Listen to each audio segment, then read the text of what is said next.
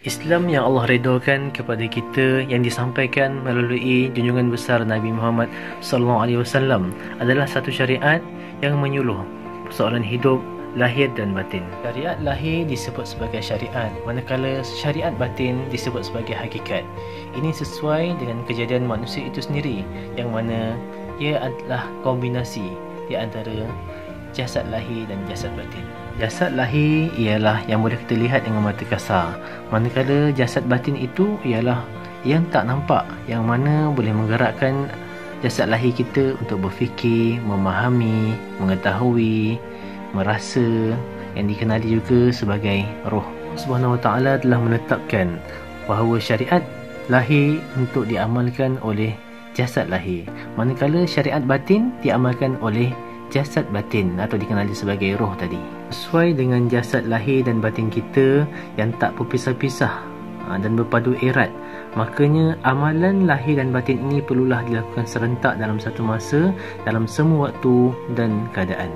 Kalau kita cuba mengasingkan atau menolak amalan ini, kita tak mungkin menjadi hamba Allah yang sebenar. Kerana apa? Islam memandang yang syariat itu adalah kulit, manakala hakikat itu adalah intipatinya. Kedua-duanya sama-sama penting dan sama-sama memerlukan. Ibarat kulit dan isi pada buah-buahan. Kulit dan isi itu perlu ada kedua-duanya untuk membuktikan kewujudan buah itu. Tanpa kulit, isi buah tidak ada erti apa-apa dan dia tak selamat. Dan dalam pengalaman kita tak pernah pula ada kita beli buah yang isi saja, kulit tak ada. Manakala kalau tak ada isi pula, kulit tak ada guna apa-apa. Sebab apa? Orang beli buah bukan beli kulit. Sebab apa? Dia nak makan isi buah tu. Itulah juga hubungan di antara syariat dan hakikat. Kedua-duanya perlulah diterima dan dilaksanakan serentak. Dua-duanya ini saling isi mengisi dan perlu memerlukan. Kalau kita bersyariat sahaja, bererti kita membawa kulit saja tanpa isi. Tidak ada erti apa-apa di sisi Allah SWT. Sesuai dengan sabda Nabi Muhammad SAW yang bermaksud, Allah tidak memandang rupa dan harta kamu, tetapi Allah memandang hati dan amalan kamu. Riwayat Muslim. Sebaliknya, kalau kita berhakikat sahaja, yakni isi saja tanpa kulit, tidak ada jaminan apa-apa keselamatan daripada Allah SWT.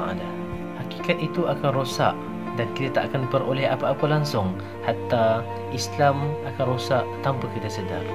Imam Malik rahimahullah ta'ala ada berpesan, barang siapa yang berfiqah, yakni bersyariat, tanpa bertasawuf, maka dia akan jatuh fasik. Manakala orang yang bertasawuf, yakni berhakikat saja tanpa bersyariat, maka dia akan jatuh kepada kafir zindik. Artinya kita perlu mengamalkan kedua-duanya, iaitu syariat dan hakikat. Kalau kita ambil salah satu saja, kita tak akan selamat. Kalau kita hanya bersyariat saja tanpa kita berhakikat, tanpa kita bertasawuf, makanya kita akan rosak, maka jatuh kepada fasik. Manakala kalau kita berhakikat saja, bertasawuf saja tanpa mengikut syariat dan fiqah, kita akan mudah rosak dan mudah terjatuh kepada kafir zindik. Na'udzubillahi min zalik. Begitulah kepentingan kedua-duanya, syariat dan hakikat. Tapi antara kedua-duanya, Allah lebih memandang kepada hakikat. Sesuai dengan sabda Nabi tadi, yang bermaksud Allah tidak memandang rupa dan harta kamu, tetapi Allah memandang hati dan amalan kamu. Bukanlah bermakna syariat itu tak dituntut. Bahkan syariat itu adalah hukum-hukum fardu yang diamalkan dan wajib diamalkan oleh semua umat Islam. Cuma bandingan di antara syariat dan hakikat yang kita amalkan bersama, Allah lebih memandang kepada hakikat. Bandingannya ialah seperti manusia memandang kepada isi dan kulit buah. Mana yang kita utamakan? Iaitu isi buah. Sebab apa? Ia boleh dimakan. Begitulah peranan hakikat. Ia menjadi penentu kepada berakhlaknya manusia itu kepada Allah dan kepada sesama manusia. Orang yang tinggi pencapaian tasawufnya, orang yang hampir hatinya dengan Allah, sentiasa merasa kebesaran Allah, sedangkan dirinya merasa lemah dan memerlukan pertolongan Allah.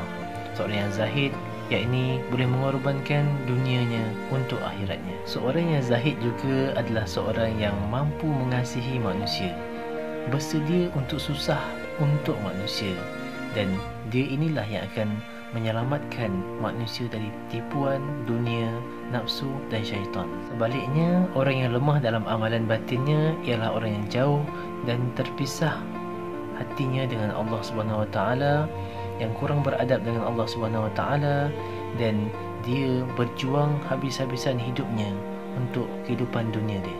Orang begini selalu dibelenggu oleh kecintaan itu yang menjadikan dia takut untuk berjuang atau berjihad untuk agama Allah ataupun untuk kehidupan akhiratnya yang kekal abadi. Orang yang tidak berhakikat, sekalipun sembahyangnya banyak, puasanya banyak, baca Qurannya gigih, berjuang dan bersedekahnya pun bagus, adalah orang yang kurang berakhlak dengan Allah dan kurang berakhlak sesama manusia. Kekurangan pada amalan batin ini ialah yang selalunya menjadikan orang-orang yang tidak berhakikat itu mati dalam keadaan dosa yang tidak sedar. Mungkin dosa kerana buruk sangka dengan Allah, putus asa dengan ketentuan Allah, tak redha dengan takdir yang Allah bagikan, dan yang paling teruk ialah merasakan amalan yang dilakukan itulah yang akan menyelamatkan dia nanti di akhirat. Rasa riak, ujub atau rasa diri bersih ini adalah dosa batin yang tak ada siapa nampak. Kadang-kadang empunya diri pun tak sedar.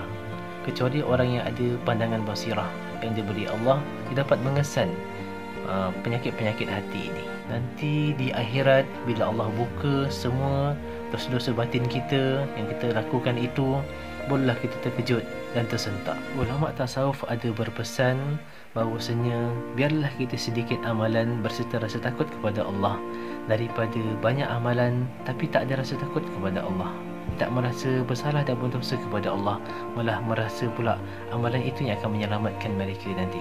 Yang lebih ditakuti ialah dia merasa tenang dengan amalan yang dilakukan itu. Firman Allah Subhanahu Wa Taala dalam surah Asy-Syu'ara ayat 88 dan 89. A'udzubillahi minasyaitonir rajim. Yauma la yanfa'u malun wala banun illa man atallaha biqalbin salim. Maksudnya ialah hari kiamat ialah hari di mana harta dan anak-anak tidak akan memberi manfaat sedikit pun kecuali orang yang menghadap Allah dengan membawa hati yang selamat sejahtera. Hati yang selamat sejahtera itu adalah hati yang bertakwa, hati yang penuh dengan keimanan, hati yang penuh dengan ikhlas, redha, tawakal, sabar, tawaduk dan lain-lain lagi. Hati yang sentiasa sihat dalam sakit, kaya dalam miskin, ramai dalam kesorangan, lapang dalam kesempitan, dan sentiasa bersangka baik dengan Allah Subhanahu Wa Taala dan redha dan menerima segala ketentuan dan ujian yang Allah berikan kepadanya. Untuk memperoleh hati sebegini, kita perlulah mengawal nafsu, iaitu hawa nafsu kita, dengan mengamalkan syariat dan hakikat sama-sama, supaya apa? Kedua-duanya dapat mengawal hawa nafsu kita ke arah yang lebih baik dan diredai oleh Allah Subhanahu Wa Taala. Syariat dan hakikat inilah yang akan memimpin dan memandu hati kita untuk menjadi seorang insan kamil yang akan mengikut segala perintah dan suruhan Allah dan meninggalkan segala larangan yang Allah berikan. Insan kamil itu mampu untuk memenuhi keinginan dan keperluan fitrah semula jadi seorang insan sebagai hamba Allah. Orang seperti inilah yang Allah sebutkan sebagai golongan as-siddiqin ataupun al-arifin. Sifat mereka Allah sebutkan dalam surah Al-Furqan ayat 63 hingga 74 yang kita selalu sebutkan sebagai ibadur rahman. Sampai di sini saja untuk kali ini. InsyaAllah kita jumpa lagi. Wallahu a'lam bissawab.